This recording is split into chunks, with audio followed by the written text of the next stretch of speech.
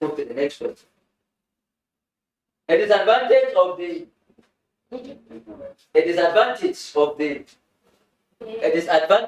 the one-party system.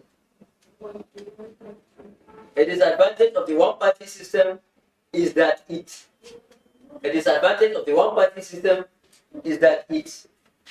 A disadvantage of the one-party system is that it A, makes accountability difficult. Makes accountability difficult. Makes accountability difficult. Let me write the options for you.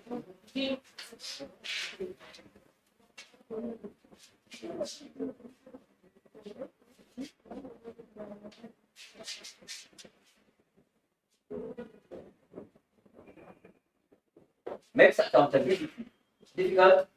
B, delays decision making. Delays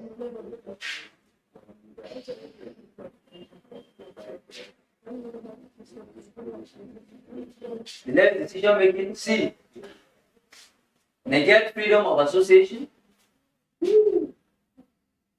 Negates freedom of association.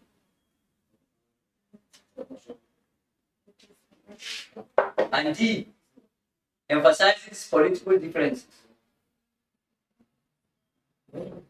Emphasizes political. A disadvantage of the one-party system is that it what? What is the answer out of this option? A, makes accountability difficult. B, delays decision making. C, negates freedom of association. And D, emphasizes political differences. What is the answer? B.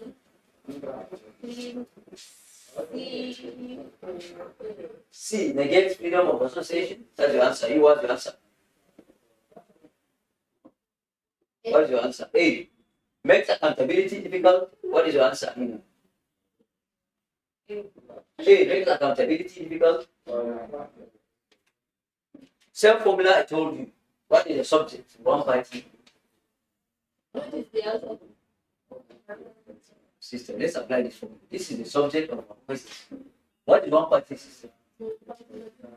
One party system is a system is a party system whereby there is only one major party that is allowed to form a government in a state. So what is the disadvantage of this one party system? Looking at the options. The answer is A. Makes accountability difficult. Why? Let me explain. We all know that one of the things that improves democratic practice is what is opposition. Right? Yes. They act as what? Watchdog. Yes. To the what? To the ruling party. So one party system is only one party that is allowed to operate. So it means that it doesn't give room for much opposition, and that would affect the level of accountability. Because opposition is what makes the ruling party to be accountable to some certain extent. Because, for example, if you say APC is a ruling party in Nigeria, they are removing, let's say, $500 million to construct roads or to do other things, what will make them to be accountable is the PDP or other opposition party. They will be asking that, tell us what you did with the money. Yes. Thereby pushing the APC to give the account of how they spend that money. Is it understood? So one party system could be said that it is undemocratic because it doesn't give room for what? For strong opposition. And if there is no strong opposition, the ruling party might not be what? Forced to be accountable to the people. To say, you use the money for this, you use the money for this. So the answer is A. Is it understood? Yes. Let's move to the next question. I hope you understand. These are JAMB questions. They are tricky. You have to be extra careful for you to be able to understand where this question is into.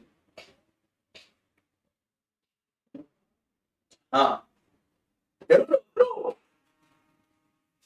The rule of law is a cardinal principle associated with the rule of law is a cardinal principle associated with the rule of law. It's a cardinal principle associated with A. Communist systems.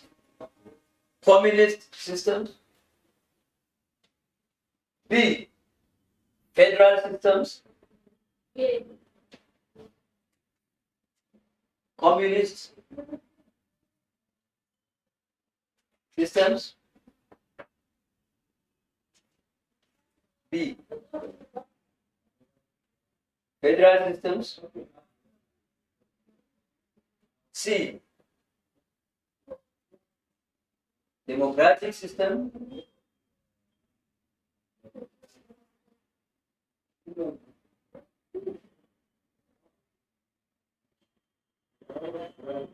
D. Feudal system.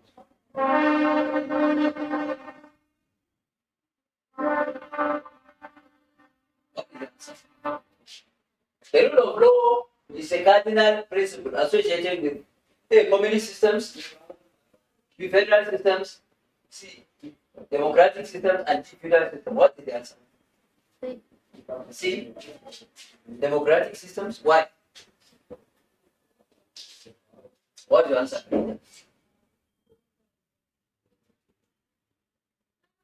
Amina, what is your answer?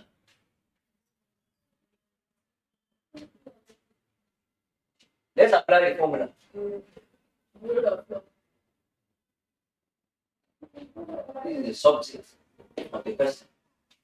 It's a cardinal principle associated. When we say cardinal principle, what do we mean? The most, let's say, important principle of what? Let's say, rule of law is the most important principle of what? It's a prerequisite principle of what? Let's look at what is rule of law. What is rule of law? What do you understand by rule of law? Because you have to understand rule of law to be able to understand the answer of the options. And which system promotes, which system takes rule of law as its what? Cardinal principle. The answer is C. Democratic system. Why did I say so? Because rule of law is emphasizing the supremacy of the Constitution, stressing the fact that everybody is equal before the law. That is the rule of law. The same law that is being applied to the rich man is the same law that will be applied to the poor man. The same law that is applied to the one in a position of authority is the same law that will be applied to the what? To the masses. So it's democracy that takes this principle as its what? One of the major cardinal principles, one of the major tenets of democracy is what? Is the rule of law. In fact, you cannot talk about democracy without bringing rule of law. Because rule of law is what promotes democracy to be democracy. Without rule of law, there will be no democracy. Because there is constitution in democracy. And I told you constitutionalism is the what? It's the application of, strict application of the constitution. So rule of law is what? Is when everyone is what is abiding by the dictate of the law of the land. So it's not communism. In fact, communism is a system that does not what? Promote democratic principle. Federal system talks about what? The devolution of power between the federal state and local government. So it cannot be the answer. And the feudalism is a system of government that promotes what? Land ownership. And it's a system that took place in what?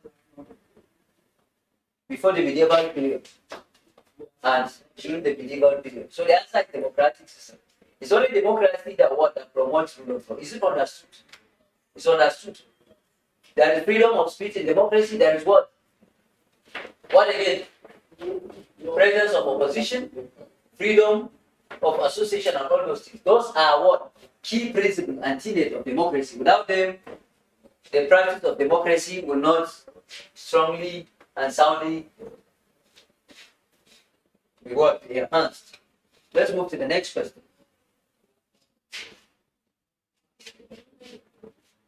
A characteristic of most pre-colonial government in Nigeria. A characteristic of most pre-colonial governments in Nigeria is that Are we there? A characteristic of most pre-colonial governments in Nigeria is that they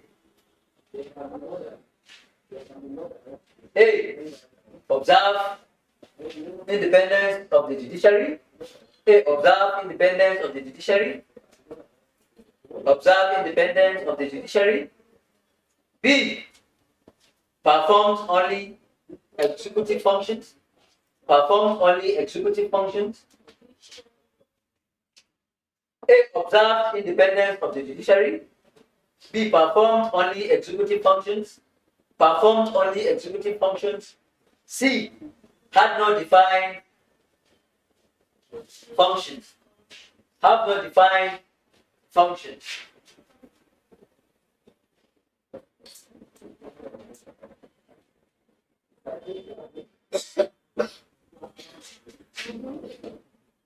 D.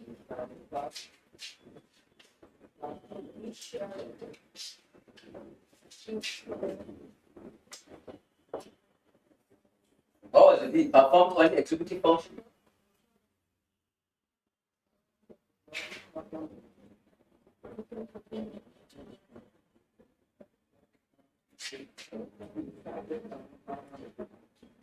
C. Had no defined function.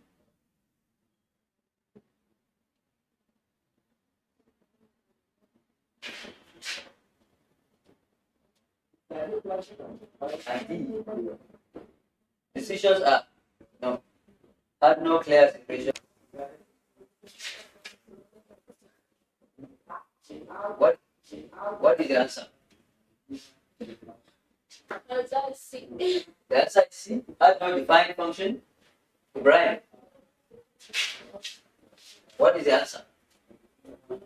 I mean, what is the answer?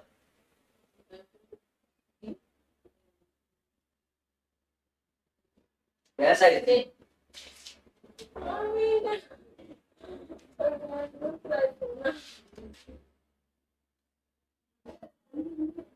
What is the subject? Pre-colonial governments.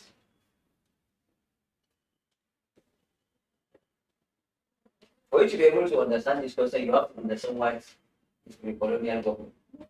When we say pre, it means what? Before. Post is after, right? So pre-colonial is before colonial activity. What is uniform to our system before the coming of colonial masters? Is what is that they had no clear separation of powers. So when we're talking about the pre-colonial government, we're talking about what? The Sokoto Caliphate, the what? The Oyo Empire, the what? The Igbo pre-colonial system. These were the major pre-colonial governments we had. Do you understand? And all these governments, what we could say in this context is that they had no clear separation of powers because it was a traditional government. And most of the power play was influenced by what? By traditional and cultural practice. If you go to the Sokoto Caliphate, they use Quran as what? As the major source of legislation. And if you go to the Oyo Empire, which is the Yoruba pre-colonial system, they use what?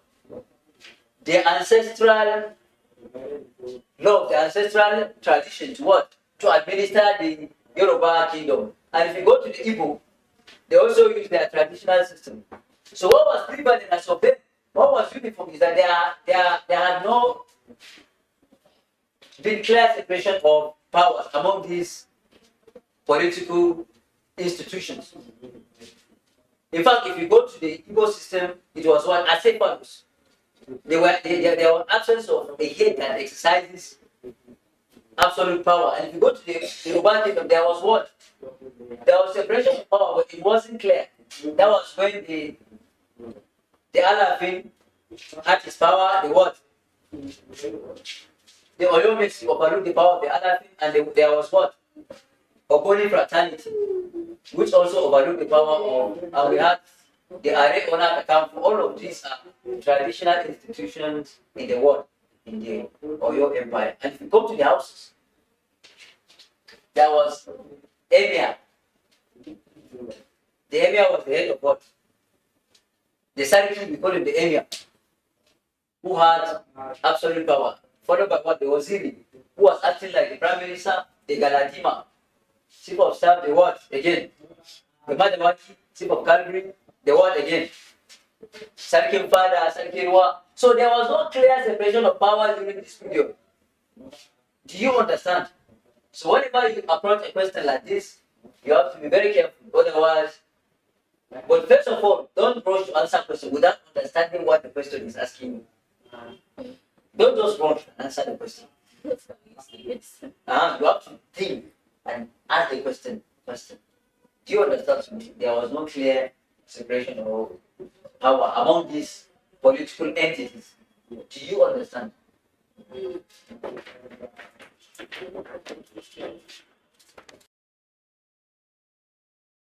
Training and how to approach some of these questions. And not only that, teach you on so many things so that when you go to university, you'll have a strong foundation. Whenever you have a good foundation from secondary school, university will not be difficult for you. So today we are going to do a question review. We're looking at questions. I will ask you, I will detail the questions after dictating it. Answer them. Anyone will fail, add more like so that we understand how it will be fast.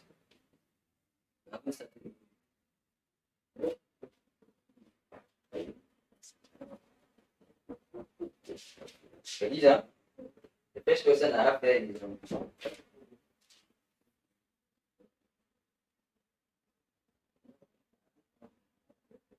okay. The first question I have there is the two leaders that played the most prominent role. The two leaders that played the most prominent role in the formation of the ECOWAS. The formation of the ECOWAS.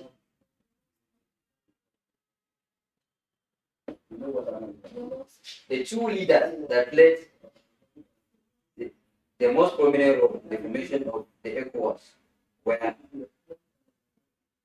If you get the question. The two leaders that played the most prominent role in the formation of the ECOWAS. Have you gotten the question?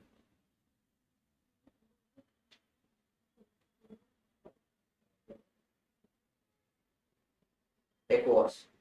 You know what ECOWAS stands for? What does ECOWAS stand for? Economic Community of West African States. Option A. Option A.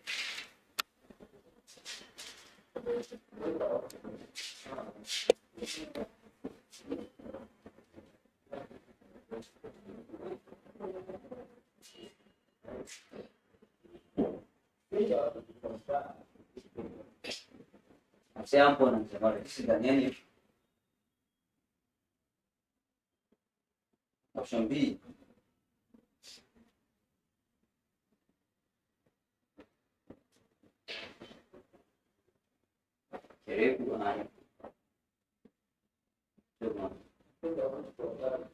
Option C. Go on.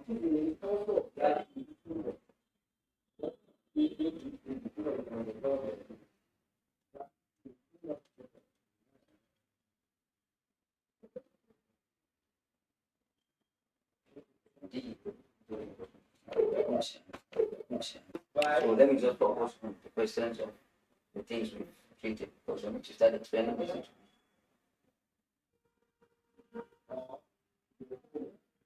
Have we done military and government?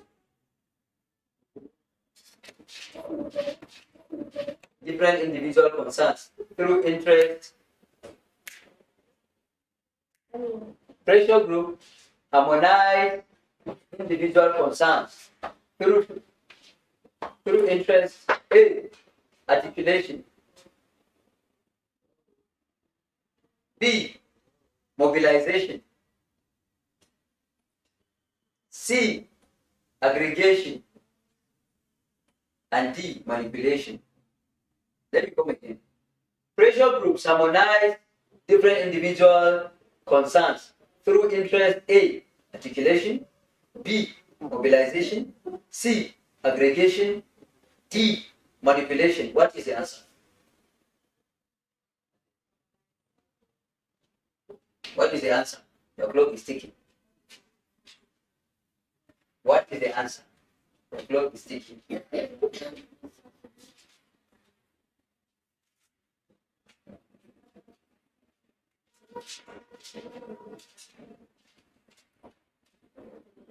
Articulation.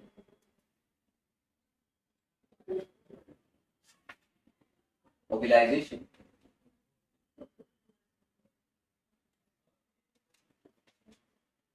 Aggregation.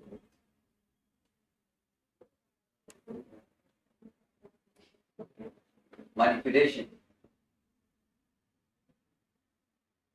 Your time is up. Choose, your time is up. According to Almond and Powell, these are scholars that have manipulation is not the answer. Mobilization is not the answer. Aggregation is the answer. But how? What is pressure group? For you to be able to, whenever you see a question, listen, look up. Whenever you see a question, do you know what you ought to do? Understand the subject matter of the question before you answer. Begin to think, what is pressure group? Pressure group are a group of people that do what?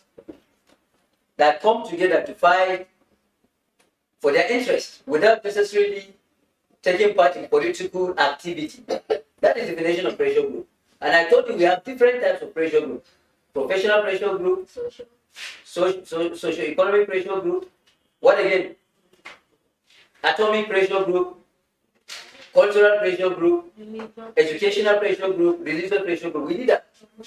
So what you want to understand is that is the aggregation. What does aggregation mean? Aggregation is bringing together so many things. You aggregate people's demand. So according to Almond and Powell and Daniel and Storm, these scholars agree to the fact that it is this, I want this, you want this, you want this. So when you aggregate everything, is one word. What determines pressure going to operate? So that they will put pressure on the government. Are you getting it? So whenever you see this, it's what? Interest aggregation. Different interests is what brings people together. Sometimes you see people protesting for a better government. If you want, what do you want? No job, no roads, no hospitals. So they aggregate all their demands and interests, and at the end of the day, they go for that. Is it understood? Harmonize. Harmonize is like being in agreement with something. You understand? It's from the word harmony. So it can never be understood. It can be aggregation. Because we say interest. Interest for aggregation. People have different interests, and through that interest is what we bring them together. But let's move to the next question.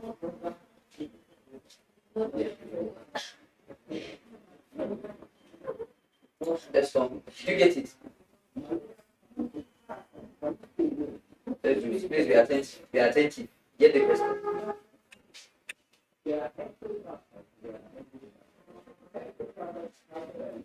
Are you ready? The foreign policy trust of the Babangida regime. The foreign policy trust. Foreign policy. You know what is foreign policy, right? The foreign policy thrust of the Babangida regime. The foreign policy thrust of the Babangida regime or administration was the foreign policy thrust of the Babangida administration or regime was A. Military intervention, military aggregation. Babangida administration or regime. B. Go against narcotics. War against narcotics. Military aggression. B. War against narcotics.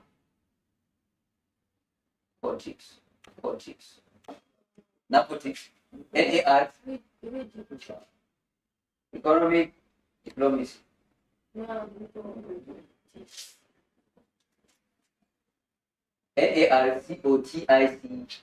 Now, what is the answer?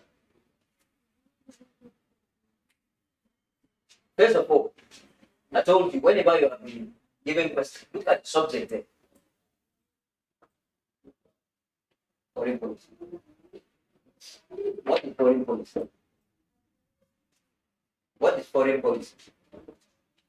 You know what is policy? It's any plan of action. Policy is a plan of action. So when you add foreign to it, this is the plan of action that the country have in dealing with what? Foreign countries. Any external policy that a country has that will determine their relationship with other country is what? Is foreign policy. External one. Do you get it? So this is like asking you, the Babangida regime. We know that Babangida was a military head of state that came into power in what? 31st December 1985. The coup. The counter-coup Buhari. And he did not leave power until 1993. The longest serving military head of state.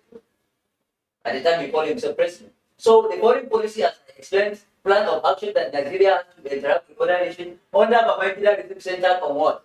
Is it military aggression? Is it war against narcotics? Is it African interest? Is it economic diplomacy? What is the answer? Military aggression? What is your answer? Let me know. What is your answer? Bram, what is your answer?